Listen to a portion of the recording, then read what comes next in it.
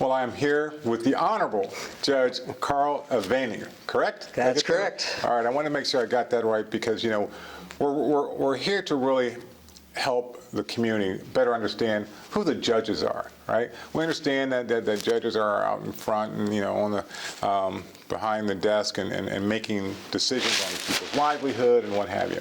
But they often don't get to hear about who the person is.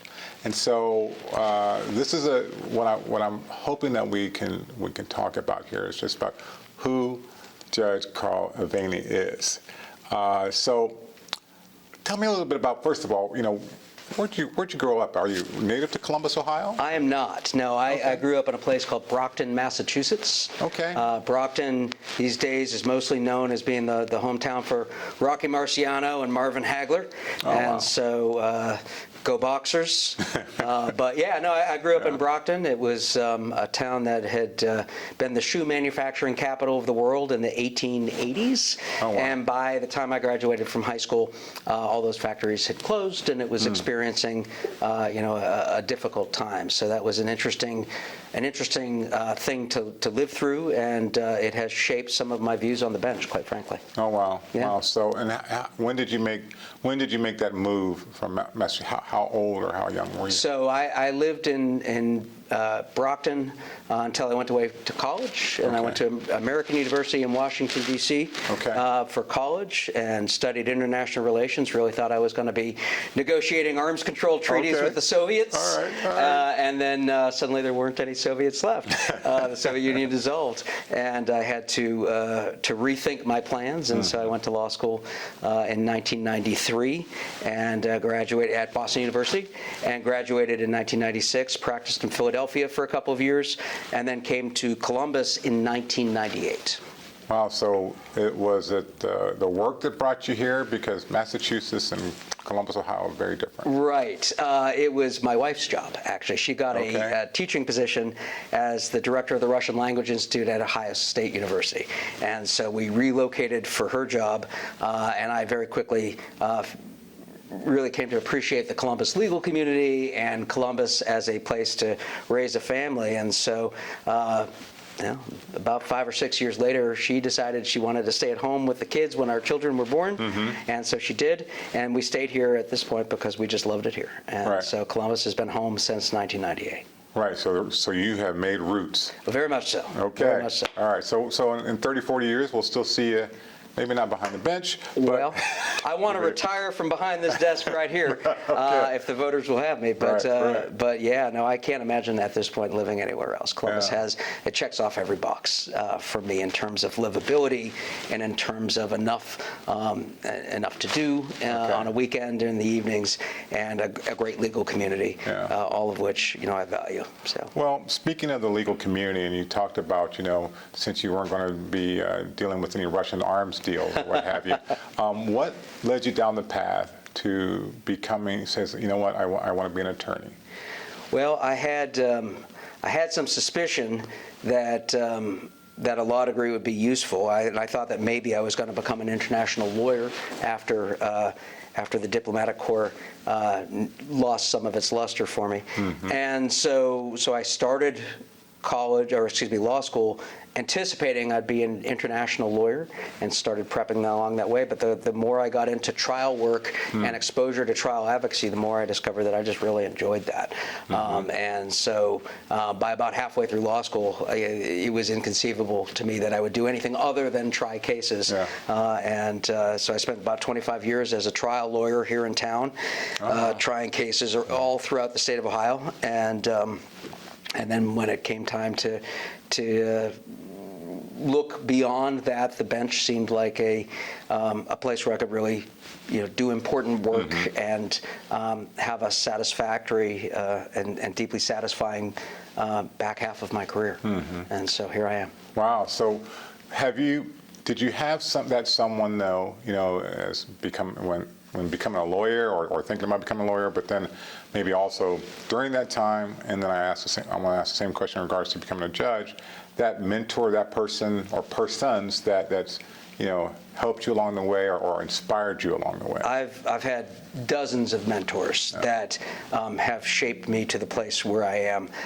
Folks that I practiced with in Philadelphia, a law professor that I had in Boston, a colleague and dear friend who retired about 5 years ago here in Columbus. Lots of good folks that have invested in me and making sure I could be the best version of me over time. And now I'm just trying to live up to that high bar that they've set for me. Right. Would you be able to? Would you have been able to be who you are today, or make it as a lawyer, as a judge, without those mentors, or what did they mean to you? No, I look at where I came from and the enormous responsibilities that a judge carries, and the path from the one place to the other place was filled with the goodwill and the investments of other people into helping me figure myself out.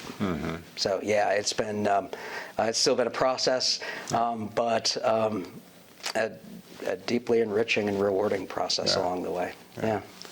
So I often like to hear, not the stories of judges that, that particular case, that case that I don't know, impacted you the most, in a sense.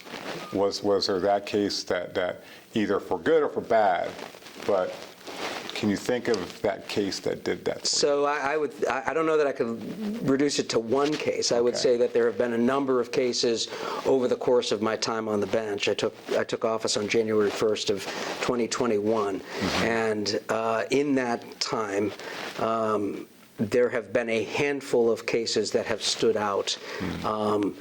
Sometimes for happy reasons, sometimes for tragic reasons. Right. But that I carry a piece of that with me, everywhere I go, and I think about them every week. Yeah. So some for better, some for worse.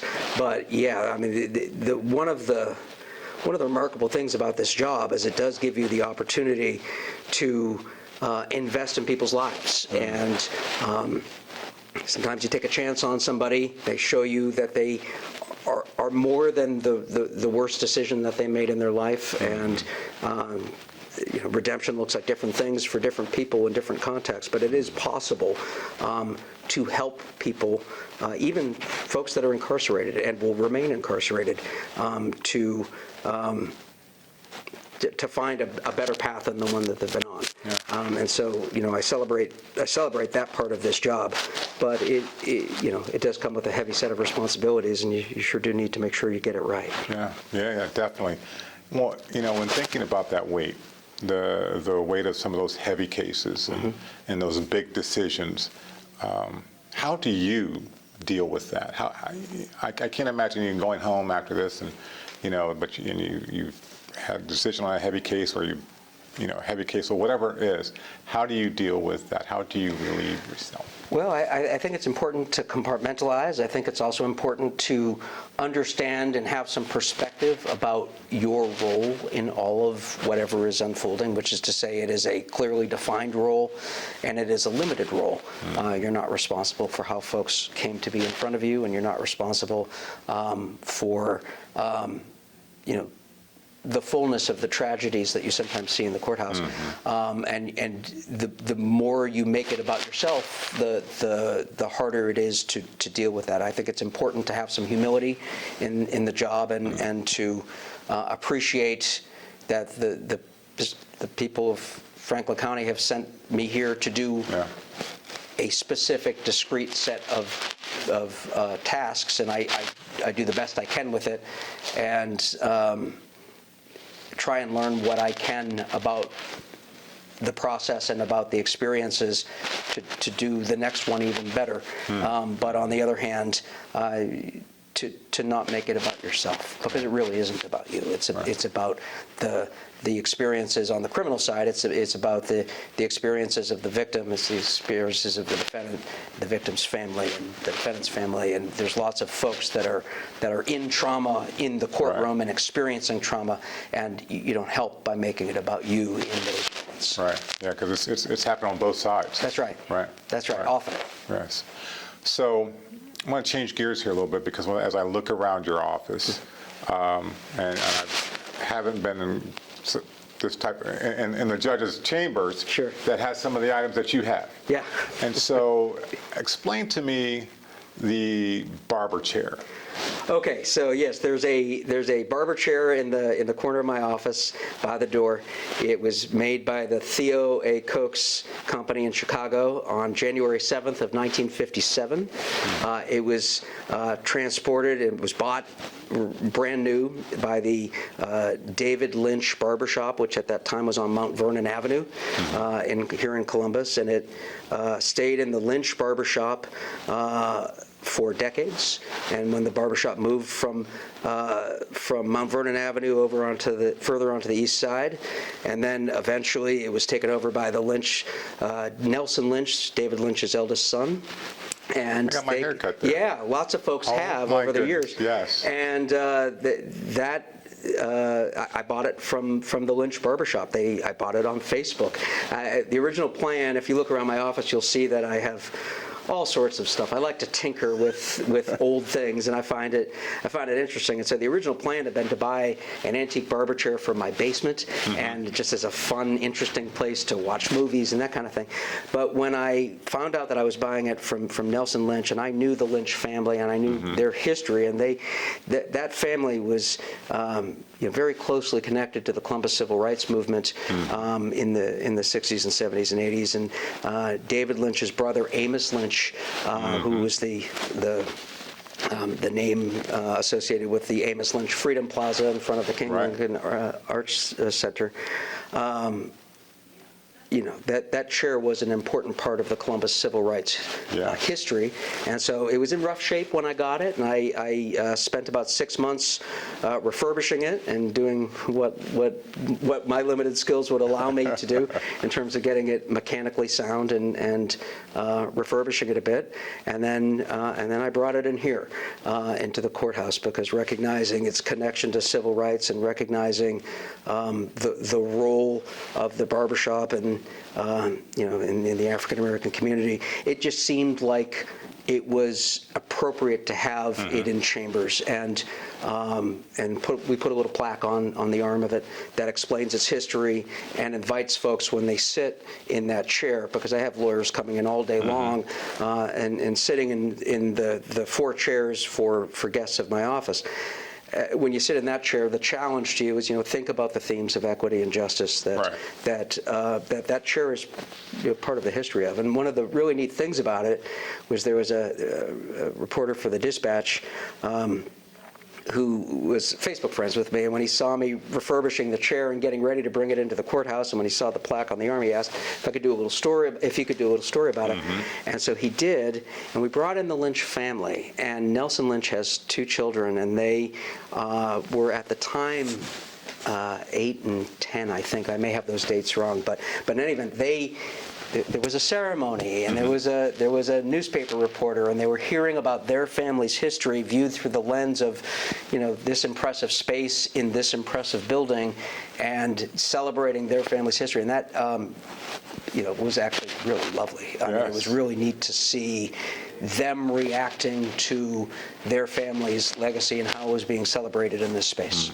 That's amazing. Yeah, it was really neat. That was amazing to see. Great story. Thank you. And my grandfather was a barber. Oh. And so before he passed, I took his barber chair, and I've got that at my house. That's fabulous. We're going to have to compare notes. Does not look as amazing as that one, though. Thank you. Because I don't have the skill set as you. Well, I am an enthusiastic fumbler. I had never done anything like it before, and if you look closely, you'll see that is not someone that knows how to, for example, upholster a chair. But I did the best I could. There you go. That's all we can ask. Yeah.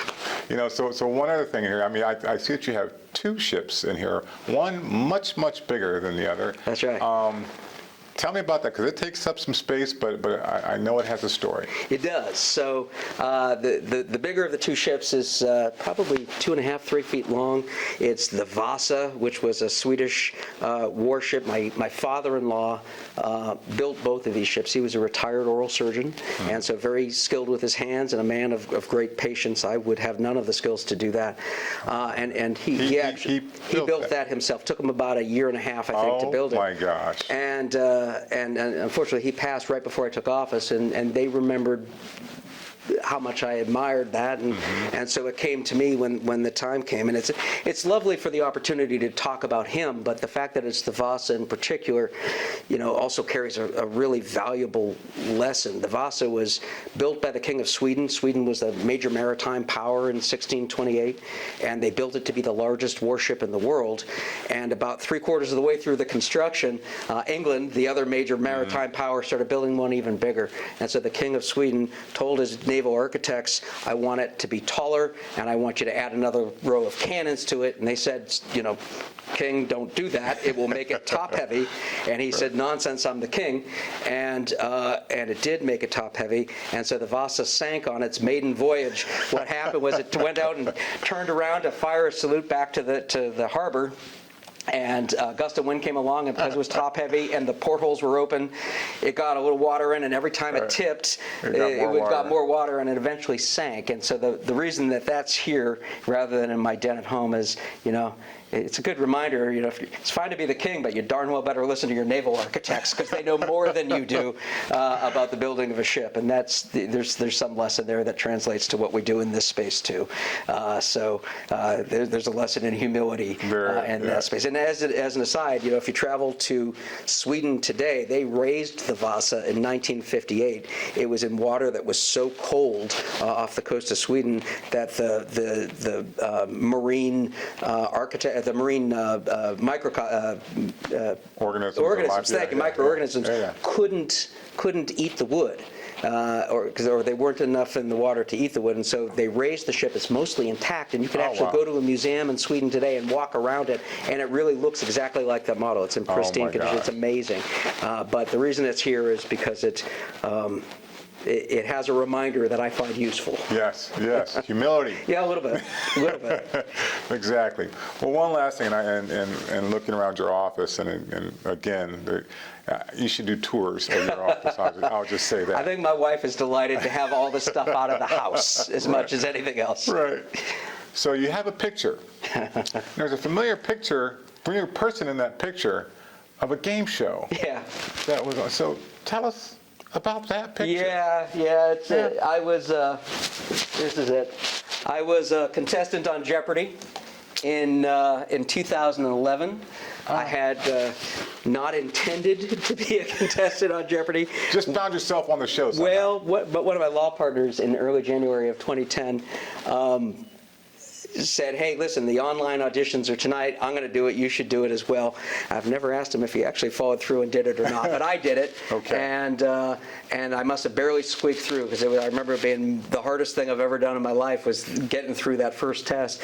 And then another test, and then an in-person audition. And about a year and 2 months later, I found myself on the set of Jeopardy. Competing, and it was just a great experience, right up until the end. I was in first place going into Final Jeopardy. I was in last place coming out of Final Jeopardy. I blew it on Final Jeopardy. So the category was 19th century composers, which was not a sweet spot. I was about $1,000 ahead of the returning champion, so I had $13,800. He had $12,800. I had to bet $12,801 no matter what to cover his bet. Right. And then there was a person in third place that really hadn't been a factor in the show until that moment. Right. And when the category came up, it was, this composer wrote the music to the lyrics, blah, blah, blah. And blah, blah, blah was a phrase in German.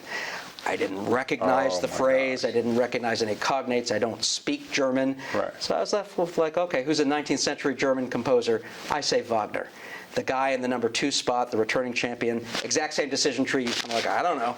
So he says Wagner as well. And the woman that was in 3rd place, I've told the story enough now that I've probably conflated it in my mind, and I think I've made her into a German teacher or something like that. But she recognized that phrase, which was Guten Abend, Gute Nacht, mit Rosen bedeckt. Good evening, good night, bedecked on a bed of roses, which is the opening lyrics to Brahms' Lullaby. And so she gets it right.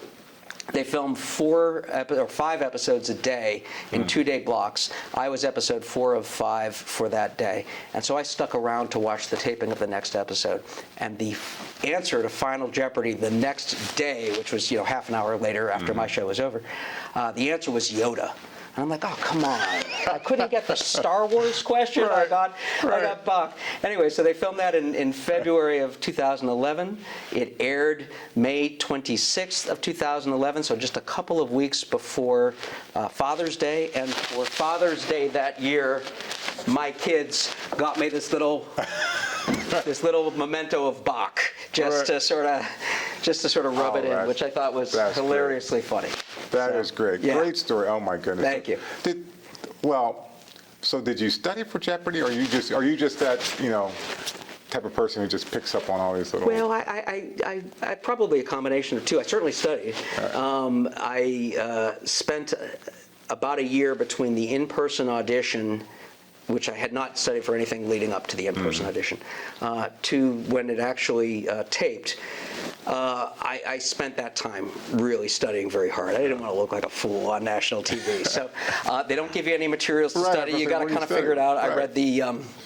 I read the 1972 Children's Encyclopedia Britannica, because I figured that was about the right level of knowledge. And I spent really a year, probably 3 or 4 hours a night, rehydrating my knowledge base about everything that I'd learned in high school and in college. So, Shakespeare wrote 39 plays. I watched all of them over the course of the year. The BBC had done a wonderful series of them. Gosh. And so when in your life are you going to have an opportunity as an organizing principle to watch all of Shakespeare's plays in order? And so I did. And that was... it was an exercise that had its own value, independent of whether I ever got called to be on the show or not. When you get into that final candidate pool, there's 250,000 people a year that try out for 400 slots, and so the odds are very much against you. And by the time you come out of the audition, there's 1,600 people for 400 slots. So still, you only have a 25% chance at that time of getting on the show. But if I was going to be in that 25% that got on the show, I didn't want to look foolish on national TV. So I studied for a year, and that was actually a delight. I learned I relearned a lot of stuff in that process that made me re-spark my intellectual curiosity about the world. And I think I carry some of that with me even today. Yeah. There you go. And is that show still on? Oh, it surely is. I don't watch it very much, I have to admit. I was going to ask you, have you ever thought about, trying out for it again? I don't think I actually can, and I know that I can't while I'm an elected official. Okay. They have rules against that because they know that folks that are running for public office would just love to have that sort of free airtime, so they don't let that happen. So what you're saying is, after... This could be your big break, though. This is your chance. No, I would love to do it again, but I think it's one and done. Yeah, all right. Well, we appreciate this time, and I know myself and also those who will be viewing will have learned so much about you, and they'll be calling to come to do a tour of your office. Thank you very much. Thank you so much. It was a pleasure. Likewise.